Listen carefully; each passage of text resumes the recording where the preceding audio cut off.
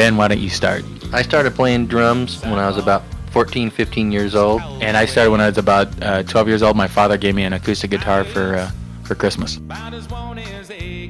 That's actually my story. For Ben actually came and saw me performing in Pasadena, and went home and told his father that he'd seen a young guitar player playing there, and his father happened to be looking for a summer guitar replacement for his country band, and his dad played in a pretty successful country band in the Los Angeles area.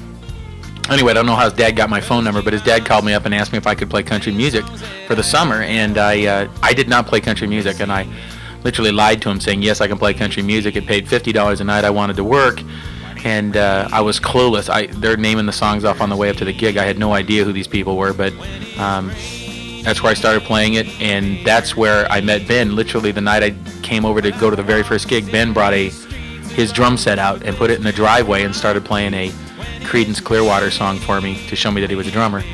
But we didn't actually hook up for about 3 more years, and that's when we got together and started playing in bands. We have another record, North to Bakersfield, which we released about a couple of years ago. But it's not radio ready. It's kind of was a demo for us. We just happen to have strong CD manufacturing abilities. Good friends of ours are in the CD business, so they printed it for nothing, and so we sent it out as a demo, but we didn't get a lot of return on it because it wasn't really radio ready. The second one we put out, which is the Raining in Bakersfield record, we've done very well with. We like to keep the money. And we like to own and control. Those are the 2 things we understand about the music business. Oh, we got some great players. We got Candy Learman plays on our Raining in Bakersfield album. Candy has played with Tanya Tucker and Clint Black. So she's excellent. She's a great session player in the Los Angeles area. We've got Cody Bryant, who is probably the closest thing to Don Rich, who was Buck Owens' guitar player, the closest thing in Los Angeles that you'll find to that sound. And we were instantly attracted to his skills, and he plays with us. We got Chris Lawrence, who just came off tour with Gary Allen, and excellent steel player and guitar work. And a guy named Dave Shelton on bass, Lauren Richmond on keyboards. Anyway. We've got a accordion player on our CD for one particular song. Doc's the best. Anyway, yeah, got a lot of guys to play with us.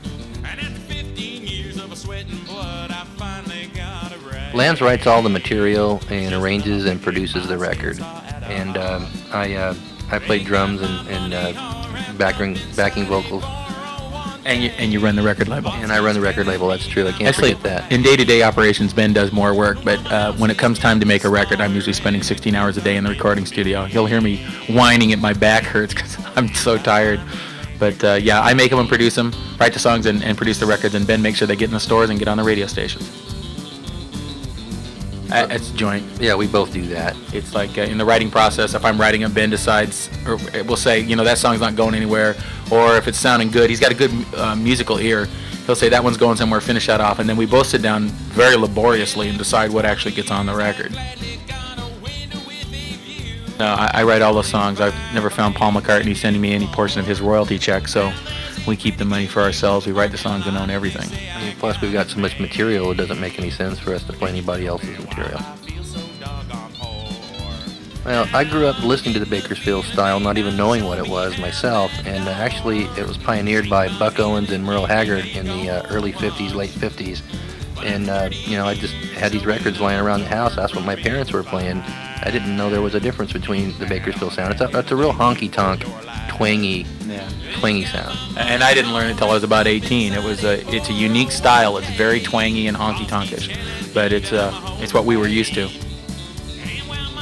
Yeah, we have far too many guys in our band. We need to pare it down sometimes. So once we got rid of the Morbin Tabernacle Choir, we've actually and Captain Geach and the Shrimp Shack Shooters, we've actually reduced that down to a 4 or 5 piece group, depending on where we're touring. If it's in the States, it's usually 4 or 5, and probably if we go to Europe, it'll have to be cut back to 4 for economy's sake. Ben, that's your area. Well, we'd go to them as many as we can get to, obviously. We're looking at maybe a 2 to 3 month tour, so hopefully we can get to everyone. I'm looking forward to probably Denmark, because I hear the girls are really beautiful there. No, I've heard that about France. I've also heard that about Czechoslovakia, so. Well, I got you being, I'm thinking the Netherlands. I think that you are thinking Netherlands. Well, it doesn't matter. We're going to go as many countries as we can when we're over there. We're there. And thank you. Thank you.